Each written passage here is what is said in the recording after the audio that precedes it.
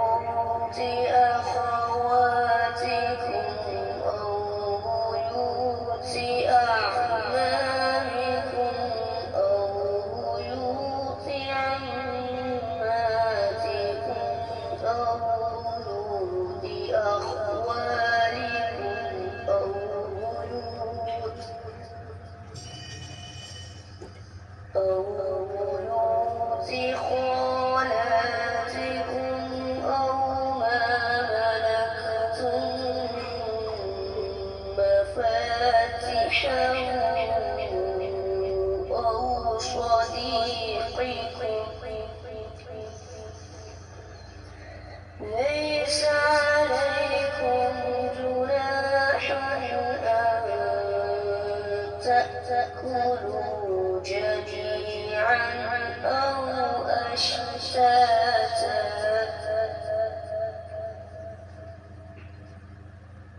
فإذا دخلتم بيوتا فسلموا على أنفسكم تحية من عند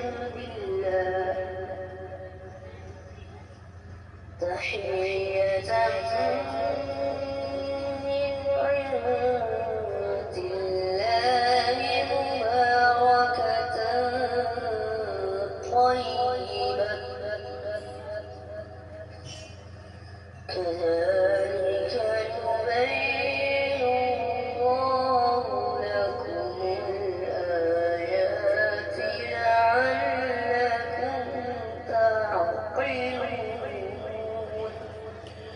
معزز خواتین و حضرات، اللہ رب العزت کی پاکیزہ کتاب قرآن مجید 18واں پارہ سورہ مبارکہ کا نام النور، آیت مبارکہ ہے 61، جس کے ساتھ سفر کرتے ہوئے ہمیں آج دوسرا دن ہے۔ گزشتہ کل ہم نے یہ آیت مبارکہ شروع کی تھی، لیکن وقت کی قلت کے باعث تفسیر ابن کثیر تک محدود رہے۔ آج ہم اس کا دیگر کتب تفاسیر کی روشنی میں جائزہ لیں گے، لیکن اس سے پہلے آیت مبارکہ کا بامحاورہ ترجمہ۔ رب کائنات ارشاد فرماتے ہیں کہ اندھے پر، لنگڑے پر، بیمار پر اور خود تم پر مطلقاً کوئی حرج نہیں اگر تم اپنے گھروں سے کھا لو، یا اپنے باپوں کے گھروں سے، یا اپنی ماؤں کے گھروں سے، یا اپنے بھائیوں کے گھروں سے، یا اپنی بہنوں کے گھروں سے، یا اپنے چچوں کے گھروں سے، یا اپنی پھوپھیوں کے گھروں سے، یا اپنے ماموں کے گھروں سے، یا اپنی خالاؤں کے گھروں سے، یا ان گھروں سے جن کی چابیاں تمہارے پاس ہیں، یا اپنے دوستوں کے گھروں سے۔ تم پر اس میں کوئی گناہ نہیں کہ تم سب ساتھ مل کر کھاؤ یا الگ الگ۔ پس تم جب اپنے گھروں میں جانے لگو تو گھر والوں کو سلام کیا کرو، یہ دعائے خیر ہے جو بابرکت اور پاکیزہ ہے، اللہ تعالیٰ کی طرف سے نازل شدہ ہے۔ اسی طریقے سے اللہ تعالیٰ کھول کھول کر تمہارے سامنے اپنے احکام بیان فرما رہے ہیں تاکہ تم اچھی طرح سمجھ سکو۔ معزز خواتین و حضرات، اہل علم نے اس آیت مبارکہ کی تفسیر بیان کرتے ہوئے سب سے پہلے تو ایک مناسبت ذکر فرمائی ہے، اور یہ مناسبت ہمیں مل جائے گی امام بقائی کی نظم الدرر میں۔ وہ فرماتے ہیں کہ جب رب کائنات نے ذکر فرما دیا کہ تم لوگوں کو اللہ تعالیٰ کی حدود و قیود کا خیال رکھنا چاہیے، تو فوری طور پر رب کائنات نے سمجھا دیا کہ کھانے پینے کے لیے کن کن گھروں میں تم آزادی کے ساتھ جا سکتے ہو، انفرادی اور اجتماعی طور پر۔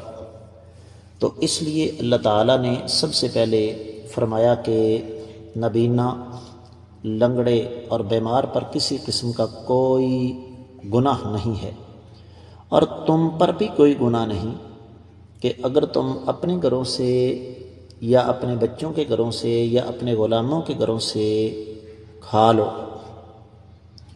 سید عائشہ رضی اللہ تعالی عنہا کی ایک روایت اہل علم نے ذکر فرمائی ہے، اور یہ روایت حدیث کی بہت ساری کتابوں میں ہے، لیکن میں صرف آپ کی خدمت میں اسے سنن ابن ماجہ سے پیش کر رہا ہوں۔ 2137 روایت۔ آقا علیہ الصلوۃ والسلام نے ارشاد فرمایا کہ انسان کا سب سے پاکیزہ رزق وہ ہے جو اس نے خود کمایا ہو، تو انسان کی اولاد اس کے کمائے ہوئے رزق ہی میں سے ہے۔ اور یہاں پر ایک اور بات ذہن میں رکھنی چاہیے کہ اولاد کے گھر سے ہمیں صرف بذات خود کھانے کی اجازت ہے، یہ نہیں کہ ایک بچہ جو ہڈہ حرام ہے، نالائق ہے، اس کی ہڈہ حرامی کو تحفظ دینے کے لیے باقی دوسروں کے گھر سے مال اکٹھا کیا جائے اور اس کے گھر میں پہنچایا جائے۔ آج کل ہمارے بہت سارے بزرگ حضرات، خواتین بھی یہی کام کرتی ہیں کہ ایک بچہ لاڈلا ہے، شروع سے لے کر ہی اس کو لاڈ پیار میں پالا، اور بڑا ہو کر وہ ہڈہ حرام نکلا، اس کی شادی بھی کر دی، 3-4 بچے بھی ہو گئے، لیکن وہ کماتا کچھ نہیں۔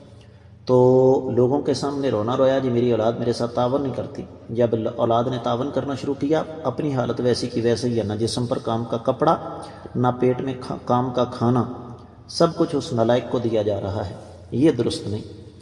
پھر فرمایا تمہارے باپوں کے گھر، تمہاری ماؤں کے، یہ آگے سارے کے سارے رشتے جو اللہ تعالیٰ نے بتائے ہیں، یا پھر ایسے گھر بھی ہیں جو تمہاری ذمہ داری پر ہیں، جس طرح کے آج کل کے حالات میں یوں کہہ لیجئے بڑی بڑی کالونیاں ہیں، لوگ بیرون ملک مقیم ہیں، پیچھے اپنے اعزاء، اقربا، دوستوں، ماننے والوں کو گھر کی چابی پکڑا دیجیے، آپ نے اس کی صفائی ستھرائی کا خیال رکھنا ہے۔ سال میں 2-3 مرتبہ وہ آئے، ہفتہ 10-10 دن کے لیے، تو جب وہ آئے تو ظاہر بات ہے انہوں نے گھر میں راشن وغیرہ رکھ دیا، اب اس کو استعمال کرنے میں کسی قسم کی کوئی قباحت نہیں ہے۔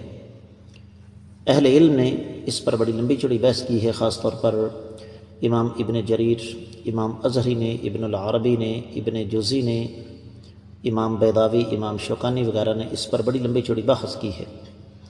اسی طریقے سے فرمایا کہ تمہارے دوستوں کے گھر، دوستوں سے مراد بے تکلف دوست ہیں، اور پھر یہ بھی حکم دے دیا کہ حالات کے مطابق تم اکیلے بھی کھانا کھا سکتے ہو اور تم اکٹھے مل کر بھی کھانا کھا سکتے ہو۔ یہ حالات و واقعات کو مد نظر رکھتے ہوئے صورتحال کے مطابق فیصلہ کیا جاتا ہے۔ اس پر قدر تفصیل کے ساتھ کل ہم بات کر چکے ہیں۔ امام سمرقندی، امام واحدی اور امام ابن عطیہ نے اس پر بڑی لمبی چوڑی بحث کی ہے۔ اگلی بات یہ ہے کہ گھر میں داخل ہوتے ہوئے تم سلام کیا کرو، اور یہ شریعت کا تاکیدی حکم ہے۔ تو فرمایا یہ جو سلام ہے نا، یہ اللہ تعالیٰ کی طرف سے ایک خیر و برکت ہے، اور ایک حدیث ہے لمبی چوڑی، اللہ تعالیٰ نے آدم علیہ السلام کو جب پیدا کیا تو حکم دیا کہ جاؤ جا کر فرشتوں کو سلام کرو، تو فرمایا یہ تمہارا سلام سنیں گے، یہ تمہارا سلام ہے، تمہاری اولاد کا سلام ہے۔ اور اسی طریقے سے نبی کریم صلی اللہ علیہ وسلم کا فرمان ہے کہ آپس میں محبت میں اگر تم اضافہ کرنا چاہتے ہو تو تمہیں ایک دوسرے کو سلام عام کرنا ہوگا۔ تو یہاں پر آیات سے مراد دراصل اللہ تعالیٰ کے احکامات ہیں، کہ اسی طریقے سے اللہ رب العزت تمہارے سامنے اپنے احکامات کو کھل کھل کر بیان فرماتے ہیں تاکہ تم عقل رکھ سکو، سمجھ سکو، سوچ سکو۔ کیا مطلب ہے اس بات کا؟ جس کو اللہ تعالیٰ نے عقل، فہم، ادراک اور شعور سے نوازا ہے، وہ ان تمام باتوں کو بہت بڑے اچھے طریقے سے سمجھ سکتا ہے کہ یہ ہمارے فائدے میں ہیں، اور جہاں ان پر عمل نہیں ہو رہا وہاں پر تباہیاں ہی تباہیاں ہیں، نقصان ہی نقصان ہیں۔ اس آیت مبارکہ کے ساتھ مزید سفر ہمارا جاری ہے، باقی انشاءاللہ آنے والے سبق میں۔ آج کے سبق سے اجازت دیجیے، السلام علیکم ورحمۃ اللہ وبرکاتہ۔